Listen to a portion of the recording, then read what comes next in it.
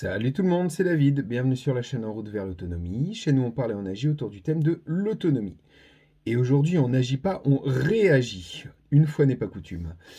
Euh, Comme vous le savez, j'aime beaucoup les commentaires non construits, non constructifs, qui critiquent pour rebondir dessus et essayer d'avoir une vraie réflexion autour du sujet qui est abordé.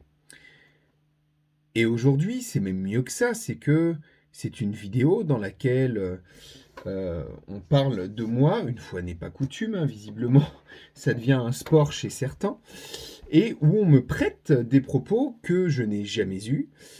Et ça, c'est même encore pire que de critiquer, c'est-à-dire m'inventer une vie, m'inventer des choses que je n'ai pas dites et que je ne pense pas. La personne, je pense, se reconnaîtra. Et en tout cas, bon, je vous incite pas à aller le critiquer ou tout ça, c'est pas le but. Le but, c'est plutôt de réagir à ses propos, sur le fond même de ses propos, qui sont non étayés. Et d'ailleurs, depuis, il a retiré sa vidéo, donc peut-être qu'il la remettra, j'en sais rien. Et donc, dans cette vidéo, cette personne me prête un propos que je n'ai jamais eu, à savoir comme quoi je serais anti-vaccin, que je serais contre complètement les vaccins et que voilà qu'il fallait que j'aurais dit qu'il fallait être autonome en vaccination. Alors, au-delà du fait que je n'ai pas tenu ces propos, c'est complètement con, puisque euh, je suis vacciné euh, de tout, sauf de la dernière maladie à la mode, mais tous les vaccins obligatoires et essentiels, je suis vacciné pour. Voilà, je tiens à le préciser. J'ai fait mon rappel tétanos il n'y a même pas un mois, puisque ça faisait 10 ans que je ne l'avais pas fait, et que c'est une vraie saloperie, et que pour le coup, ce vaccin a un énorme recul et une réelle utilité, et a permis de sauver beaucoup de vies, d'autant plus pour des personnes qui, comme moi, bricolent beaucoup, ont tendance à s'enfoncer des trucs rouillés dans la main, des aiguilles, des machins régulièrement. J'ai également voilà, tous les autres vaccins, et même certains qui ne sont plus obligatoires aujourd'hui, puisqu'ils ont été considérés comme dangereux, et ils ont été retirés, par exemple l'hépatite B. Alors je ne sais pas s'il a été retiré, mais en tout cas, je sais qu'il y a eu toute une polémique autour du vaccin contre l'hépatite B. Bon, je l'ai fait, j'en suis pas mort, c'est comme ça. À l'époque, j'étais gamin, on m'a emmené, tiens, tu vas te faire vacciner. Ah, bon, bah ok. Et encore aujourd'hui, bon, bref. Je m'en fous, ça m'a rien fait de particulier. Par contre, oui, j'ai fait le choix, et ça, je pense que je vais vous en parler plus longuement dans cette vidéo, de ne pas faire le dernier vaccin à la mode. Et ça y est, les premiers scandales sont en train de sortir par rapport à ça. Je vous mettrai un petit lien dans la description d'une conférence de presse de l'Union européenne. Alors on ne pourra pas dire que c'est un site complotiste, c'est l'Union européenne, hein, n'est-ce pas? Après, voilà, je pense qu'ils ne sont pas officiellement, en tout cas, complotistes. Euh, on ne pourra pas leur reprocher ça. Bref, et donc du coup, je voulais, au-delà du fait que cette vidéo, enfin ce commentaire dans la vidéo me concernant est déjà faux, donc calomnieux, et en plus complètement con. Et derrière, il dit en gros voilà que je ne me soignerai que par les plantes et que c'est pas bien, etc. Du coup, étant quelqu'un d'honnête fondamentalement, je vais. Alors déjà, j'ai mis un commentaire sous sa vidéo avant qu'elle ne soit supprimée. Je sais pas si c'est la conséquence de mon commentaire, et à dire vrai, je m'en fous.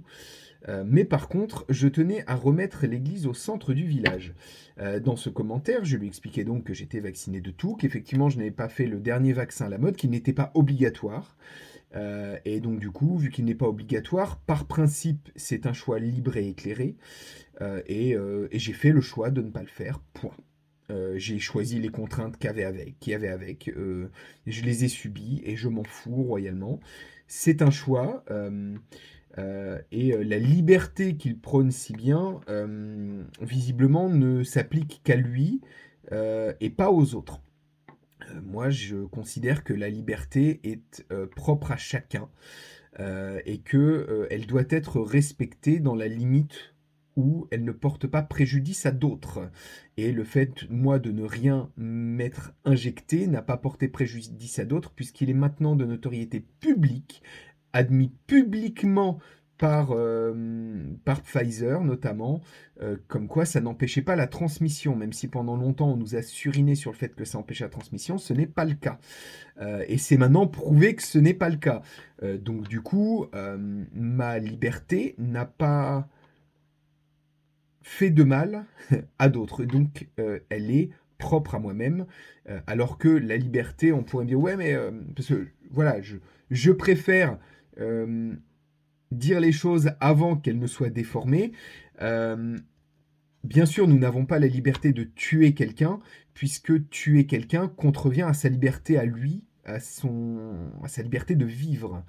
Et donc forcément, la liberté des uns s'arrête là où commence celle des autres. Ce n'est pas qu'une expression, c'est pour moi un fondamental. Et là, en l'occurrence, ma liberté n'a pas à s'arrêter sur ce sujet-là, puisque je ne fais de mal à personne. Et c'est maintenant prouvé. Et d'ailleurs, je n'ai jamais chopé cette maladie, en tout cas pas que je le sache, ni tout mon entourage, ni ma grand-mère de 92 ans qui habite à 20 mètres de chez moi, même pas, et qui vit dans notre cour en gros, et qui elle n'a pas non plus souhaité être picousée et n'est pas non plus tombée malade malgré sa fragilité due à son grand âge.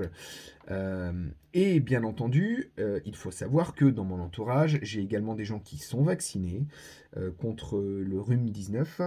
Et ces gens-là sont toujours mes amis, je leur parle toujours, je ne leur ai pas chié dans les bottes.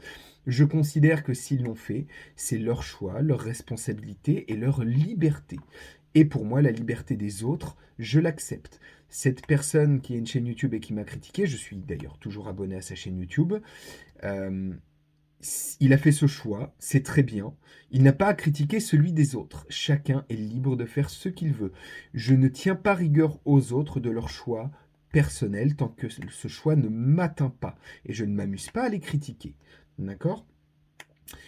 Et donc, du coup, comme je disais, toutes ces personnes dans mon entourage qui sont vaccinées, euh, bah, en fait, oui, je suis toujours ami avec eux, j'ai toujours contact avec eux, je les apprécie toujours autant, ça ne change rien en fait. Ce n'est pas parce qu'ils ont fait un choix différent que je dois les rejeter. Sinon, je devrais rejeter 99% de mon entourage, puisque quelqu'un qui partage 95% de mes convictions, et ça je l'ai marqué dans le commentaire d'ailleurs, eh bien je considère que s'il partage 95% de mes convictions, il y a des choses à faire ensemble.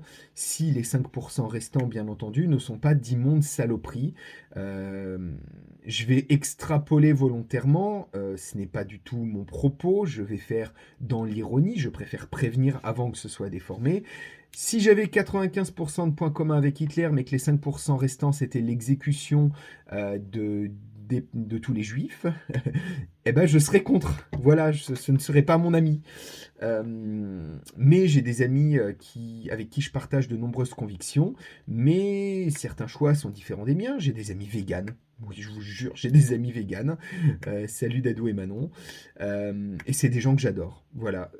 Pour autant, je ne suis pas végane. Quand ils viennent, je respecte ce choix parce que moi-même, j'aime bien manger une alimentation sans viande, même si j'en mange quand même de temps en temps. Et du coup, j'accueille Manon et David avec grand plaisir à chaque fois. J'adore les recevoir, c'est des gens adorables et je partage 95% de mes convictions avec eux et pas les 5% restants. Et alors, c'est pas grave, ils font ce qu'ils veulent dans leur quotidien, ça n'atteint personne. Et cette personne qui m'a critiqué, je partage 90-95% des choses qu'il fait. C'est quelqu'un qui travaille bien, qui en travail d'autonomie, j'ai rien à redire. C'est un putain de bosseur. Je suis d'accord avec lui sur le fait que sans tout ce que nous avons fait, enfin, il n'aurait pas fait, pardon, ce qu'il fait sans utiliser d'outils mécaniques, contrairement à beaucoup de gens qui prônent le contraire. Euh, j'ai été d'accord avec la plupart des choses qu'il a dit. Je ne suis pas d'accord avec ce qu'il pense, notamment de la vaccination contre le rhume 19 et des et du fait qu'on se médicamente parfois avec des plantes. Mais j'y reviendrai juste après. Et pour autant, je continue à partager ces choses-là. Mais par contre, critiquer sans cesse les autres dans le dos et leur faire tenir des propos qu'ils n'ont pas tenus, ça par contre, je considère que ça fait partie des motifs qui me poussent à ne plus euh, nouer de dialogue cordial avec cette personne. Je n'irai pas le critiquer, il fait ses choix, c'est très bien. S'il a décidé de me critiquer, personnellement, ça m'en bouge une sans toucher l'autre, hein, euh, sans faire bouger l'autre. Et voilà, il fait ce qu'il veut, mais à critiquer les personnes qui pensent comme lui, sauf sur une petite chose, bah, cette personne va se retrouver tout seul. CF, ma vidéo sur la politique des petites divisions que j'ai faite il y a quelques temps, que vous pouvez retrouver sur ma chaîne YouTube. Bref, mon point de vue également, puisqu'il m'a critiqué là-dessus et qu'il a dit que voilà, je ne me soignais que d'argile verte et de plantes. Alors déjà, je n'ai jamais dit ça. Qu'est-ce qu'il en sait? Et deuxièmement, je pense que cela fait quand même 2000 ans que l'on se soigne avec les plantes. La plupart des médicaments utilisés aujourd'hui se basent sur la molécule d'une plante. Et ça, c'est facilement trouvable. Euh, je ne vais pas trop vous mâcher le travail, hein, c'est aussi à vous d'aller chercher les choses. Mais vous verrez que la plupart des médicaments sont basés sur des plantes. Beaucoup de médicaments le marquent même ouvertement. Et pour ma part, j'utilise souvent pour des petites choses bénignes, un rhume, un mal de tête, une grippette. J'utilise des plantes, effectivement, qui, la plupart du temps, me donnent de très bons résultats. Mais lorsque les choses sont plus profondes, j'ai également confiance dans la médecine moderne, jusqu'à une certaine limite, bien entendu, hein, puisque je considère qu'on n'a pas besoin d'une liste longue comme un jour sans pain de médicaments quand on a un petit rhume. Je pense que à un moment, une simple tisane avec certaines plantes dont les molécules sont utilisées dans un médicament, bah, c'est peut-être plus simple d'aller directement à cette molécule, de la puiser directement dans la plante que de prendre des dérivés chimiques. Et pour autant, si demain je suis dans une situation où vraiment le mal est plus profond, eh bien, une fois de temps en temps, je ne suis pas contre le fait de prendre des médicaments peut-être plus puissants. Je vais prendre un exemple tout simple. J'ai déjà eu une rage de dents très costaud. Euh, et en fait, j'ai combiné plantes, donc du clou de girofle pour ceux qui ne connaissent pas, et un médicament à base de clou de girofle en complément, ainsi qu'un antidouleur costaud. Je ne sais plus le nom, c'est... Oh, bref, ça me reviendra peut-être un jour, mais pas maintenant. Un médicament beaucoup plus costaud qui m'a permis de soigner, enfin de supporter la douleur jusqu'à ce que ma dent soit soignée. Euh, mais par contre, quand j'ai un mal de crâne, je ne vais pas prendre du Doliprane sans cesse. Il est prouvé que l'excès de Doliprane euh, euh, pose des problèmes. Alors je ne sais plus si c'est au foie ou au rein. Je ne sais plus. Enfin bref, il y a des problèmes quand les personnes prennent trop souvent ce genre de médicaments. De plus, euh, ce sont des médicaments qui fonctionnent bien, mais dont les effets sont moins efficaces si on en prend trop régulièrement. Et je prends l'exemple de ma femme qui est très facilement sujette au mal de crâne, notamment à une certaine période du mois et qui du coup a réussi par les plantes à trouver des palliatifs qui fonctionnent très bien et qui lui atténuent, voire lui suppriment les effets de son mal de crâne. Alors certains diront c'est du placebo. Eh ben oui, et si c'était du placebo, qu'est-ce que ça peut foutre? Peut-être que ça ne l'est pas, vous ne le savez pas, et moi non plus. Et si ça l'est, bah, tant que ça fonctionne, j'ai envie de dire tant mieux. Il lui est arrivé, lors de crises plus importantes, de prendre du Doliprane, qui effectivement combine la molécule d'une plante à une action chimique qui amplifie l'effet et qui, du coup, dans certaines situations plus extrêmes, peuvent guérir. Voilà. Des choses que les plantes peut-être ne pourraient pas parce que pas assez puissantes. Si demain je me fais une grosse coupure au bras, alors il se moquait de l'argile verte, euh, si je me fais une petite coupure, même moyenne, mais qui n'est pas gravissime, ce qui m'arrive de temps en temps, bah oui, un cataplasme d'argile verte fonctionne très bien. Après une bonne désinfection avec de l'alcool, alors fait maison en plus pour le coup, et donc du coup, une bonne désinfection, un cataplasme d'argile verte ou du miel me permet de guérir ça. Pour autant, si demain je me retrouve avec une énorme plaie qu'il faut recoudre, ben, j'irai, comme beaucoup de gens, à l'hôpital et je mettrai des beaux pansements tout beaux, tout propres pour pouvoir soigner cette plaie qui sera trop importante pour ça.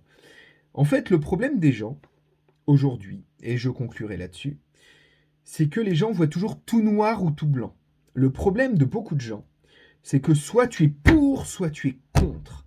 Il n'y a plus aucune nuance à porter dans le dialogue avec les gens. Si tu n'es pas pour, tu es contre, et si tu es contre, tu n'es pas pour. Point. Il n'y a plus aucune nuance qui est apportée dans le dialogue aujourd'hui. Eh ben moi, je me bats contre ça. Je suis quelqu'un qui est bien plus que ce que vous pouvez entrevoir.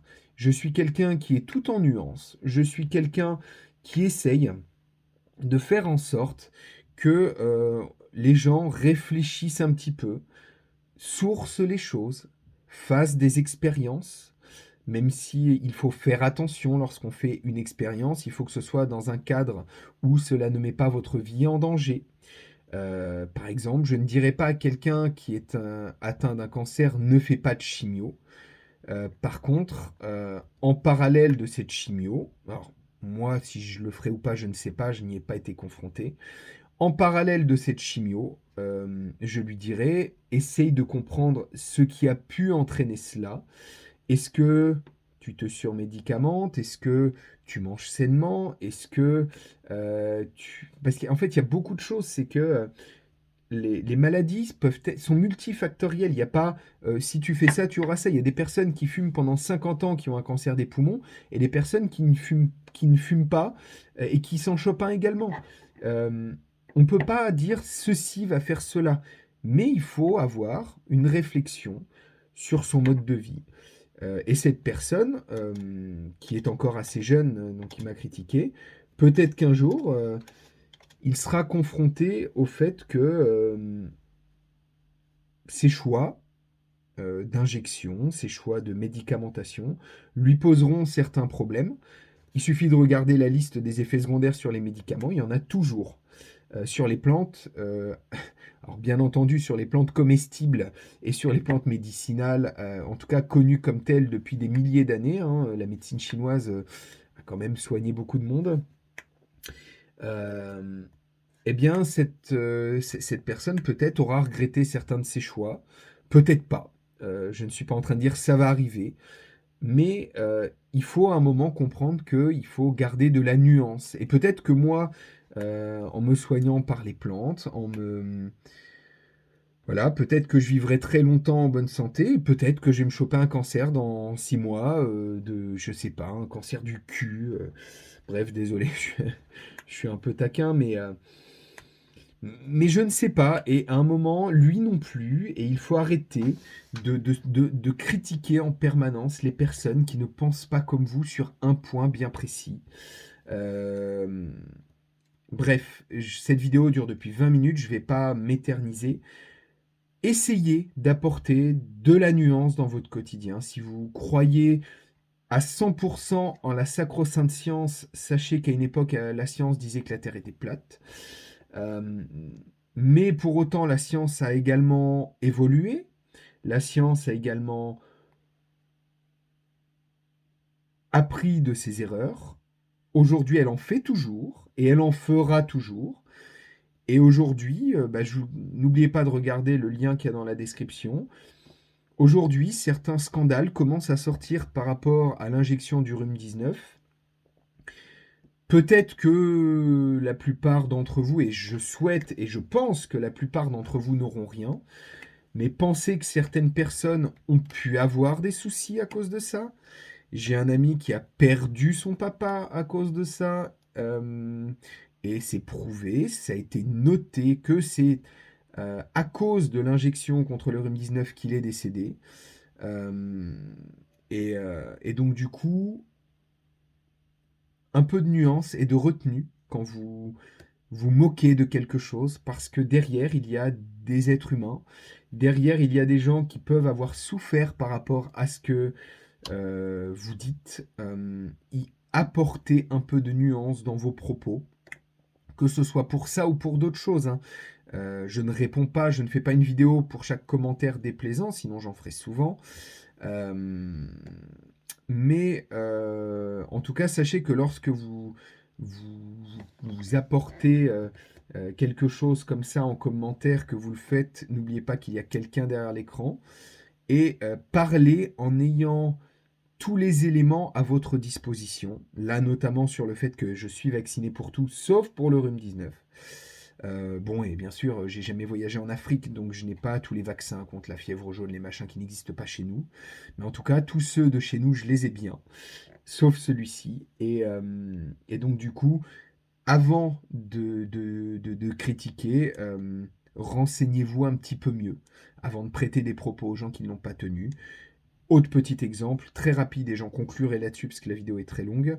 Il n'y a pas longtemps, quelqu'un m'a dit tu travailles pas, comment tu fais pour payer tes impôts fonciers? Bah si, je travaille en fait, et ma femme aussi. Euh, on gagne de l'argent en travaillant. Euh, mais bon, se baser sur une vidéo, un propos pour juger de toute la vie de quelqu'un, bah en fait, ça fait que c'est vous qui êtes un idiot et pas celui qui a tenu les propos que vous considérez n'étant pas en accord avec vous. Bref, cette vidéo a été très longue, merci de l'avoir suivi, portez-vous bien. Ciao.